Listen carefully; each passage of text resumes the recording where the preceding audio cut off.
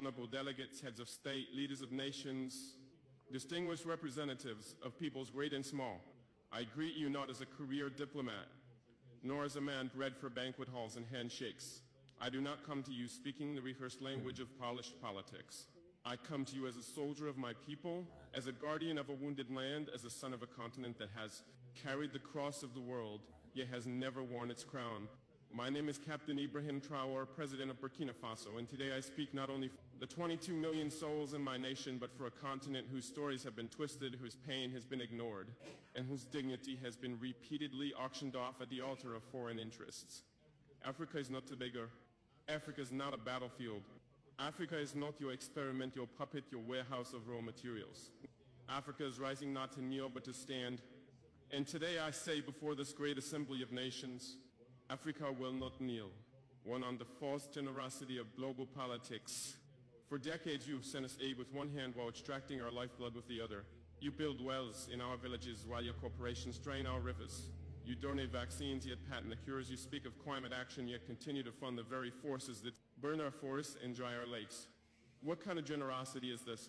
The kind that feeds the mouth but silences the voice. The kind that keeps a man alive just enough to keep him dependent.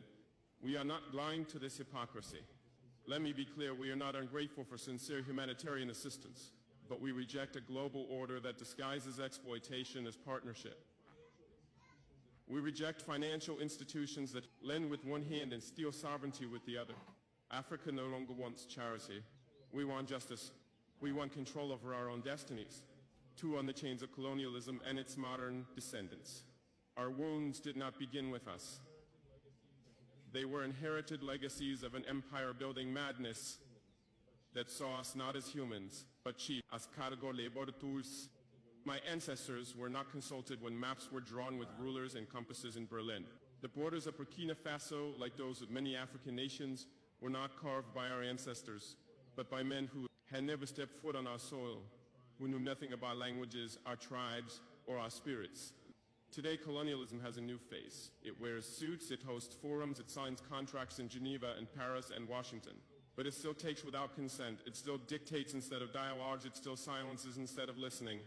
If you want to talk about peace, then let's begin by unlearning the arrogance that peace is something only you can teach us. 3, on resource exploitation and the myth of development. They call us developing as if the theft of centuries did not set us back. As if the gold from our lands, the diamonds from our rivers, the oil beneath our feet did not build the very skyscrapers in which this assembly sits. Let us speak plainly. Burkina Faso is rich, Africa is rich in minerals and culture and wisdom and youth. But you have taught us to measure richness in GDP and export value. You call it development when a foreign company owns 90% of a gold mine on our land. You call it progress when your security forces guard cobalt mines but not our children's schools. That is not progress, that is piracy with legal documents. From now on, we will define development on our own terms. Development that puts children in classrooms, not minerals on cargo ships. Development that respects the land, the people, and the soul of a nation. 4, on sovereignty and interference. Why is it that when an African nation makes independent choices, we are called unstable? Why is it that when we seek military cooperation outside the colonial sphere, we are labeled a threat? Burkina Faso has chosen to walk a path of sovereignty that is not a threat to peace. It is a declaration of adulthood. We are no longer under your guardianship. We are no longer your junior partners in diplomacy. We are a free people. If a nation chooses partners that respect it rather than exploit it, that is not rebellion.